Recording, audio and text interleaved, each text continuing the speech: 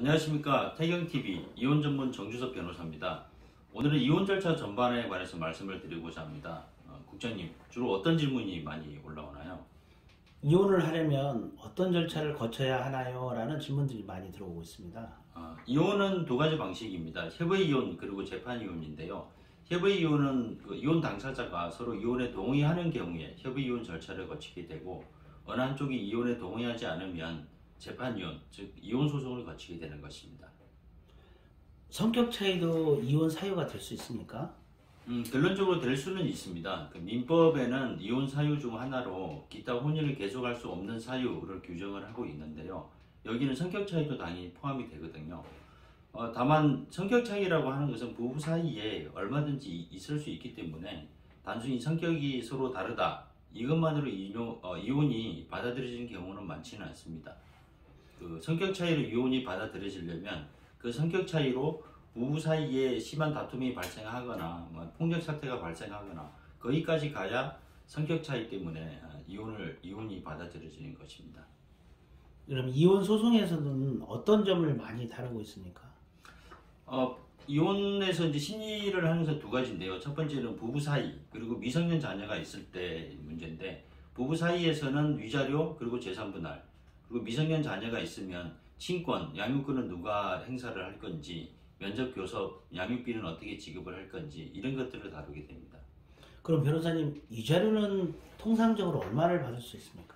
위자료는 일반인들이 생각한 것보다는 조금 낮을 수는 있는데, 현재 법원에서는 2천만 원을 기준으로 합니다. 그 2천만 원을 기준으로 부부 관계가 얼마 정도 지속이 됐는지, 그리고 유책 배우자라고 하는데 그 유책 배우자의 유책의 정도가 얼마나 되는지 따라서 2천만 원에서 줄어들기도 하고 증가하기도 하거든요.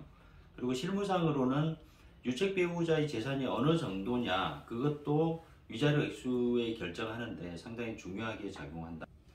재산 분할은 몇 대 몇으로 나눌 수 있습니까? 중요한 건 혼인 기간입니다. 전업주부라 하더라도 혼인 기간이 10년이 넘으면 일단 5대5를 기준으로 분할한다고 보시면 되고요. 10년이 되지 않더라도 부부가 맞벌이를 했다, 그런 경우에는 역시 5대5를 기준으로 합니다. 아주 예외적으로 혼인 기간이 3개월 이내인 경우, 그러니까 신혼여행 갔다가 돌아오자마자 부부 사이가 파탄이 나는 경우도 있습니다. 그럴 때는 혼인기간이 너무 짧기 때문에 재산분할 청구하는 게 좀 애매할 수도 있거든요. 그래서 현재 실무는 혼인기간이 3개월을 넘었느냐를 기준으로 해서 3개월을 넘으면 재산분할로 가는 것이고, 3개월이 넘지 않는다 그러면 이제 손해배상을 청구하는데, 여기서 손해배상 청구라고 하는 것은 쉽게 말씀드리면 혼수비용, 결혼할 때 든 비용을 손해배상으로 청구하는 것입니다. 재산 분할을 하기 싫어서 재산을 숨기면 어떻게 해야 되나요? 숨기는 경우가 많죠. 주로 금융재산을 많이 숨기게 되는데요. 이럴 때는 이제 당사자 일방이 금융거래 내역을 법원에 증거 신청을 해서 그 조회 결과를 보고, 그 조회 결과를 보면 이제 재산을 빼돌리는 경우가 많습니다. 가장 흔한 것이 이혼 소송이 제기될 무렵, 그 무렵에 어느 한쪽에서 뭐 보험계약을 해지한다든가 아니면 예금을 고액을 인출을 한다든가 하는 방법으로 숨기는 경우가 많이 있거든요. 이럴 경우에는 법원에서는 일단 출금되거나 아니면 해지돼서 가지고 간 보험금을 그대로 가지고 있는 것으로 추정을 합니다.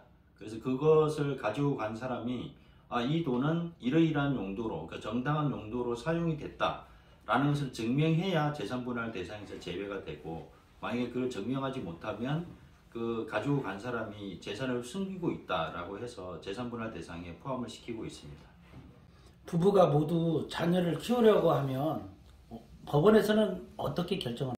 법원에서 제일 꺼리는 것은 현재 자녀의 양육 상황이 바뀌는 것을 싫어하는 것이거든요. 그래서 제일 중요하게 보는 것은 엄마나 아빠 중에 현재 누가 아이를 키우고 있느냐, 그것을 제일 중요한 기준으로 삼고 있습니다. 따라서 이혼을 하려고 하는 당사자 일방이 보통 집을 먼저 나가는 경우가 많이 있거든요. 그래서 집을 나갈 때 나는 이 아이를 꼭 키워야겠다라는 생각이 들면 아기를 반드시 데리고 나갈 필요가 있죠. 경우에 따라서는 먼저 집을 나갔다가 나중에 이혼 소송에서 내가 자녀를 키우겠다라고 주장하는 경우가 있는데, 그런 경우에는 그 자녀를, 그러니까 양육권을 가지고 오는 것이 쉽지 않습니다. 자녀를 키우지 않는 아빠나 엄마는 면접교섭을 한다고 하는데 면접교섭은 어떻게 진행됩니까? 가장 통상적으로 결정되는 것은 한 달에 두 번이죠. 그 첫째, 셋째 주 토요일, 일요일 또는 둘째, 넷째 토요일, 일요일 이렇게 면접교섭이 진행이 되고요. 어떤 재판부에서는 면접교섭의 내용을 상당히 구체적으로 결정을 합니다. 예를 들면 자녀가 학교를 다닌다. 그러면 여름방학과 겨울방학에는 그 상대방 엄마나 아빠 집으로 가서 열흘 정도 같이 지내도록 하고 있고요. 그리고 이제 대한민국에서는 명절이라는 게 있지 않습니까? 명절이 4일이나 5일 되는 경우도 있는데 명절 때는 추석은 엄마 집에서, 설날은 뭐 아빠 집에서 이렇게 결정하기도 합니다. 면접교섭권을 따르지 않을 때 어떤 다른 제재가 있습니까? 두 가지가 있다고 보시면 되거든요. 먼저 법원에서는 이행명령을 내립니다. 면접교섭을 준수하라라는 이행명령을 내리고 그래도 따르지 않으면 1,000만 원 이하의 과태료에 처하게 됩니다. 소송이 끝날 때까지 재판상 이혼으로 진행했을 때 걸리는 시간은 얼마나 소요되는지. 보통 1년 정도 걸린다고 보시면 되거든요. 근데 경우에 따라서는 1년 이상도 걸릴 수 있습니다. 소송 기간이 제일 길어지는 경우는 이제 두 가지 이유인데 첫 번째는 부부가 서로 자녀를 키우겠다라고 주장하는 경우입니다. 이럴 때는 이제 가사조사를 진행하기 때문에 시간이 많이 걸릴 수밖에 없고요. 두 번째는 재산분할과 관련해서 아까 전에 말씀드렸다시피 당사자 일방이 재산을 숨기는 경우가 있습니다. 그럴 때는 여기저기 이제 증거조사를 진행을 할 수밖에 없고 그러다 보면 시간이 많이 걸립니다. 이혼 절차를 진행하는 과정에서 꼭 변호사를 선임을 해야 되는지.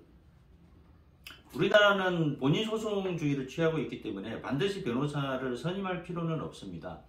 다만 이혼 과정에서 예를 들어 이혼 소장을 접수를 한다. 그러면 인지대 송달료를 산정을 해서 납부를 해야 되고 아까 말씀드린 것처럼 재산분할을 하는 과정에서는 증거 신청도 해야 되고 근데 그걸 당사자가 직접 하기는 쉽지는 않거든요. 아무래도 변호사를 선임하시는 게 훨씬 도움이 될 것입니다. 오늘은 이혼 절차 전반에 관해서 말씀드렸습니다. 요약하면 이혼의 방법은 두 가지다. 첫 번째는 협의 이혼, 그리고 두 번째는 재판 이혼입니다. 재판 이혼으로 갔을 때 법원에서 심리하는 것은 이제 다시 크게 두 가지로 나눌 수 있는데요. 부부 사이에서 위자료 재산 분할, 그리고 미성년 자녀가 있을 때 친권, 양육권, 양육비, 면접교섭 이런 것들을 심리한다고 보시면 됩니다. 다음 시간에는 부정행위와 같은 이제 구체적인 이혼 사유를 가지고 이혼 절차가 어떻게 진행되는지 설명해 드리도록 하겠습니다. 지금까지 태경TV 정주섭 변호사였습니다. 감사합니다.